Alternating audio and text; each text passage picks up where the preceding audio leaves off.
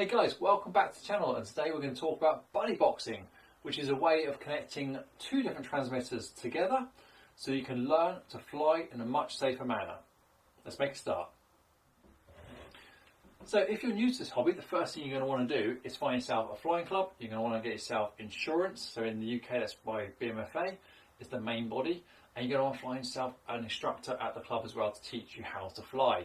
Now I've already covered a learner model, which was the Robbie Air Trainer 140, almost forgot the name then, which was kindly provided to me by Model Shop Leeds. So if you haven't seen that video, check it out in the description below. So that's the type of aircraft you need to learn to fly on. A high wing model, nice and easy and really good value.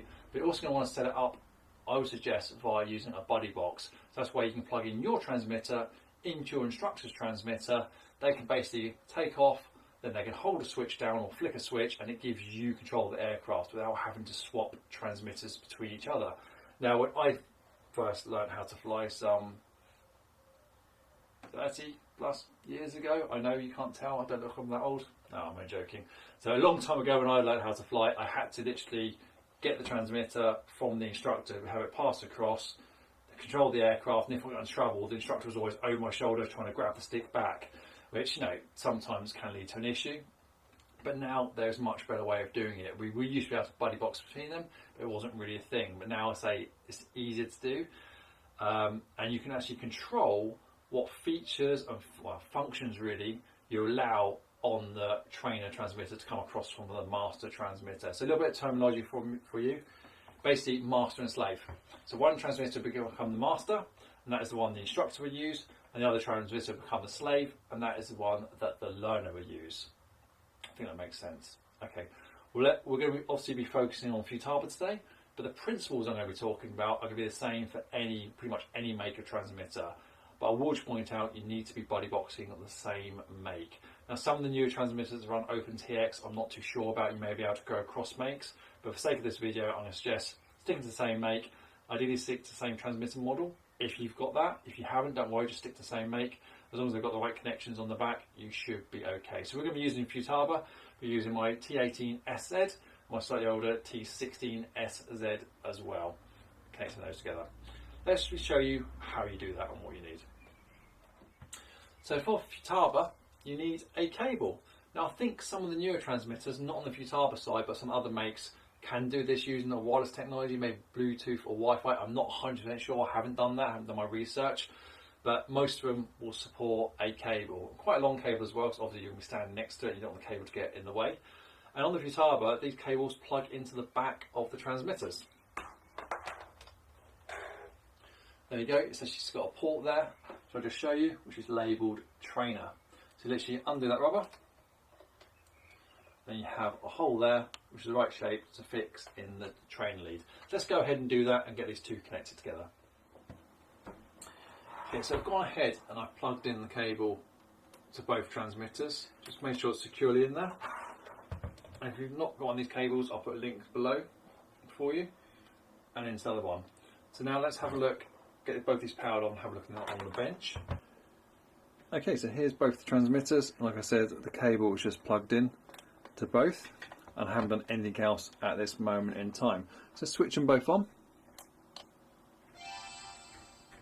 The one on our right is going to be our master, so our instructor, and the one on the left is going to be our slave, so therefore the person who's learning the trainer. On the right hand side you can see I've already got the air trainer, so my model selected, so this is the one that is connected and bound to the aircraft. Okay, air trainer. On the left hand side I've just got a new model selected, so I've just gone to a blank model, there's no other configuration done, just said new model from the menu, and that's it. So you want to go into the linkage menu. I'm going to do this on both at the same time, and then there's a trainer option at the bottom. Now this is how the pages look when you first go in there. So we've just got whether it's active or inhibited, we've got whether you're a teacher or a student, and how many channels you've got as well, and then what the master switch is. So on the left hand side I'm going to leave that on student, and on the right hand side I'm going to switch that to master, and I'm going to turn it on. And on the left hand side also turn that one on. And the first thing it's going to do on the master is default to a switch. Now the common switch that everybody uses is on the Futaba is a spring-loaded switch on the back, and I think this is the same on most transmitters as well. You switch SH. And the reason why they use that is basically the instructor takes off, and then when they're ready to pass over, they just hold that switch down. So all the time the learner's learning how to fly, the switch is held down, and if there's get into trouble or need to take over quickly, just let go, and then the master's got control again, the instructor's got control again. So what we've got here, let's go through this. One thing you're going to note, and it took me a while to work this out, is on Futaba, on the student, you've got no additional settings. You can't set the switch, and you've got no page control up here. You've literally just got these 3 settings. However, if we swap over to the master, let's see if I can zoom you in slightly on the master side. There we go.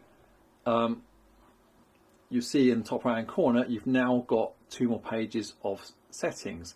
And this is where it differs really from when I was younger, when I was learning. Like I said before, you used to just plug the cable in and do one little bit of setup to switch, and that was it. That's all you used to do. But now, on newer transmitters, you can actually say which of the functions are applicable to the trainer mode. So for example, if you only wanted to give your learner access to the elevator and the ailerons, you can now do that. And what it'll do is when you flick the switch, just those 2 channels, those 2 functions will go across to the learner, and the rest of the functions will stay on the master. So the master channels will have control of the throttle and control of the rudder in that actual scenario. And I can see where that'd be beneficial, because sometimes you don't really want the learner, if they're really new, worrying about having to worry about the throttle or both sticks at once. I fly mode 2, so rudder's on the left, throttle's on the left, aileron and elevator on the right. May just want to give them the elevator and ailerons, just so they can get used to doing bank turns before worrying about the throttle. So you have to go and at least give it 1 function, otherwise nothing will work. And that's the gotcha for Futaba. Sometimes you think you've enabled it, but you haven't enabled the actual functions themselves. So to do so, you simply come in here to the modes, turn each one of them on. So I'm going to do ailerons and elevator, that exact scenario we just spoke about. And you can just even say what switches that goes to and what rate that goes to as well, and how it maps to the student channel. So default should be okay.